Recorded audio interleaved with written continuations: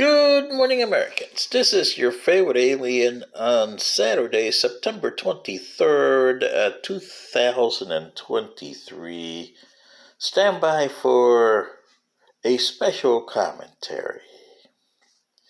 Well, Americans, here we are on Saturday, September 23rd, 2023.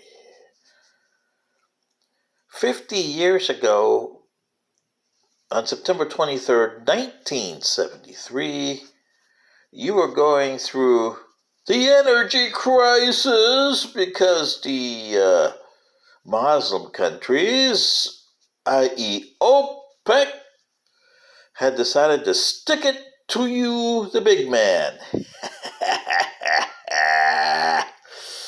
And you were complaining about $1 a gallon of gasoline. Remember that? Yeah? Oh.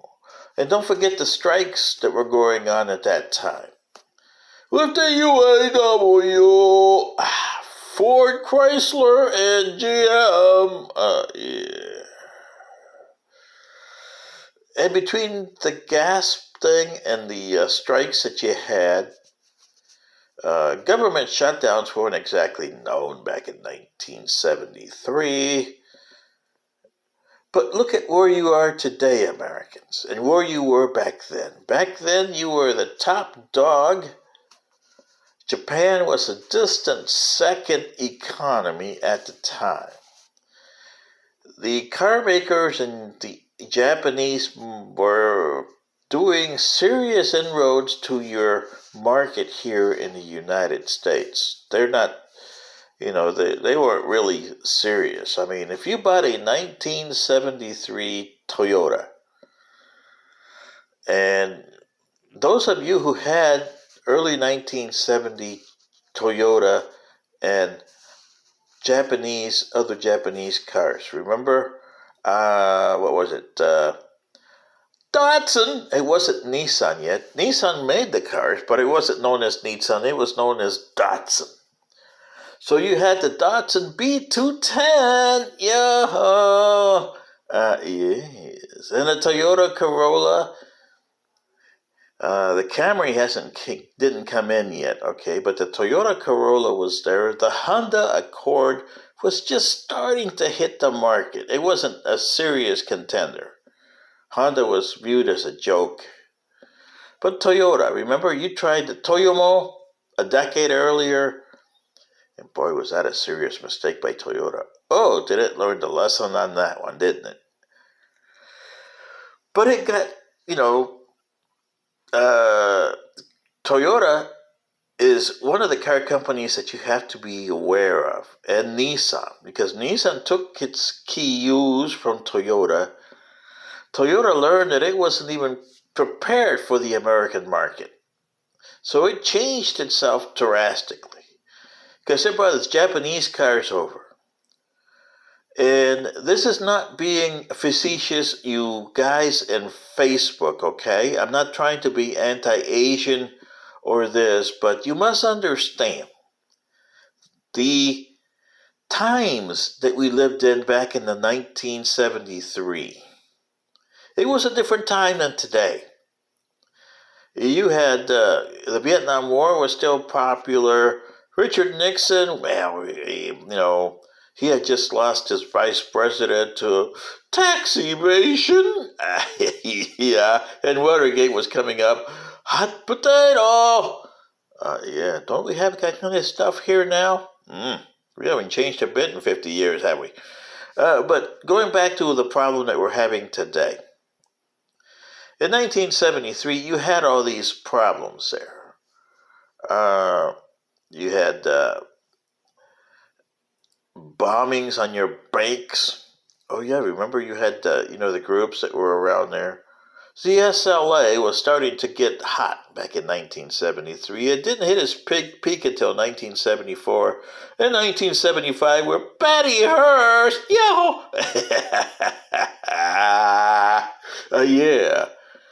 But in 1973, you Americans were fuming about $1 a gallon gasoline, and look at what you're paying now. You're hitting about $4. Some places $5 and $6. Oh, and you're not panicking the way you did back then. You had long lines at the gas station. Oh boy, remember those? Yes. And the Japanese, like I said, Toyota learned this lesson because it was sending Japanese cars. And the one thing that my grandfather, who had the old-fashioned attitude about Asians, and yes, uh, Facebook and YouTube, you have to acknowledge that. The attitude was prevalent 50 years ago, and it's still prevalent in some areas today. Okay? You can't just say, oh no, we don't want to put this out there, because you have to acknowledge it. And my grandfather says that those cars were made for Japanese asses, the way he put it. And, but honestly, he was right. Even the owner and the CEO of Toyota in the later 1980s would come back to you and say, yeah, that kind of joke was right. We had to reestablish our cars because we made them for Japanese. And the Japanese butts are a lot smaller than Americans. Do you ever sit on a Toyota Corolla in the 1972, especially the Celica? Oh, my father had a Celica. Oh boy. Yeah. You ever tried to sit in the back seat or even the front seat of a Celica with American rear ends? And these were meant for Japanese seats and Japanese butts and Japanese bodies. So Toyota, after the 1973 embargo, you notice that in 1976, they redesigned their Toyota and Corolla. And they became market shares, which have killed the big three. They don't exist anymore.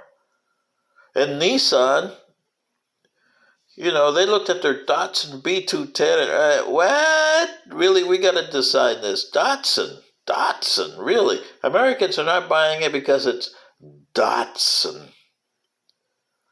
But they're buying Toyota, and that's a Toyota. And they're buying Honda. And Honda, because Toyota and Honda were on the top two by the end of the 70s. And that's the problem, Americans, that you have today. Back then, you had manufacturing.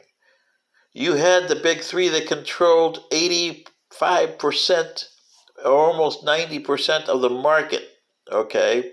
But remember, the Japanese Toyota and Nissan were making inroads. They controlled it maybe 10%.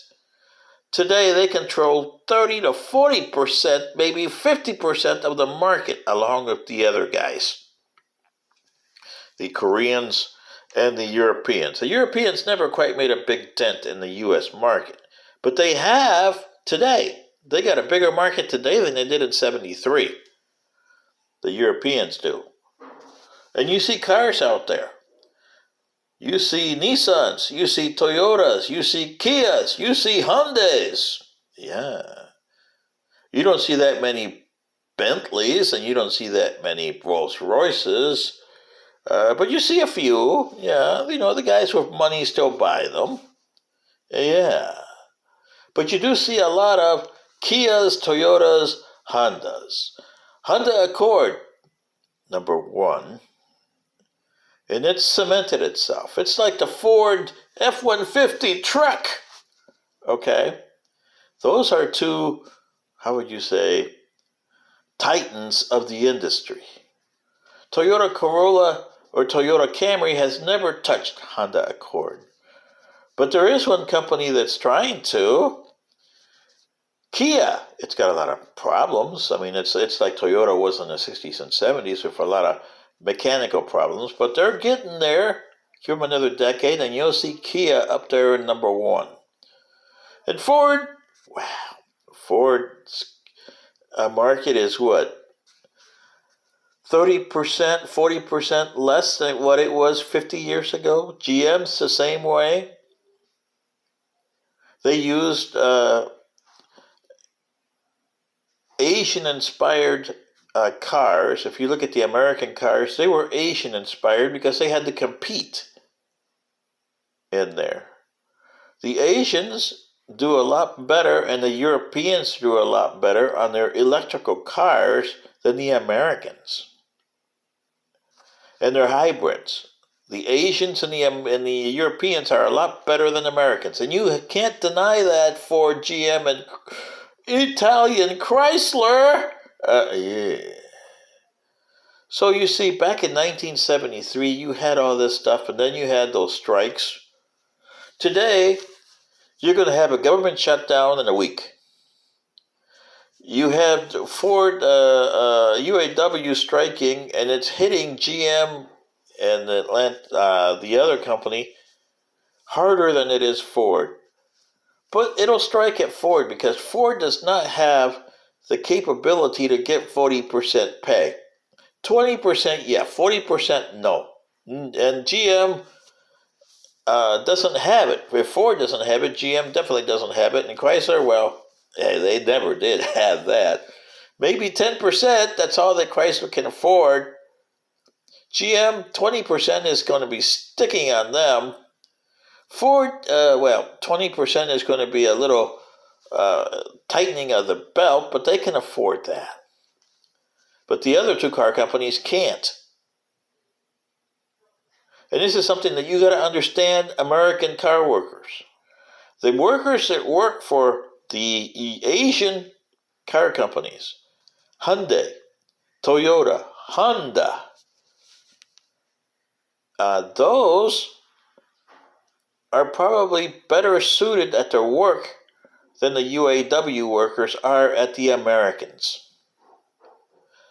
And talk to Honda and Kia and that. They are more attuned to their workers than Ford, GM, or Chrysler, because you guys are attuned to the bottom line and profits. And how much you're going to pay the CEO.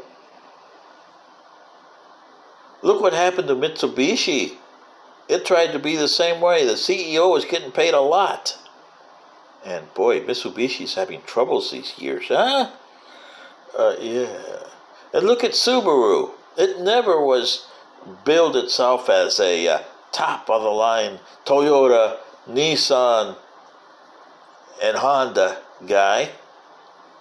But Subaru, they build some nice cars, don't they? And they know their niche. Something that the American car makers have never had a niche. Unless you were part of Lee Iacocca's Ford, he had a niche with the Mustang. But Henry Ford II didn't understand that. Otherwise, Ford would be in much better shape than it is today. You got to understand the niche that you need for the American market. You never understood that in the American car companies. And that's why the Asians and the Europeans are killing you. And now that you have all these strikes, you don't have the backbone, and by backbone I mean like manufacturing and all the other stuff that you had back in 1973. So when you get the government shutdown, because more people rely on the government today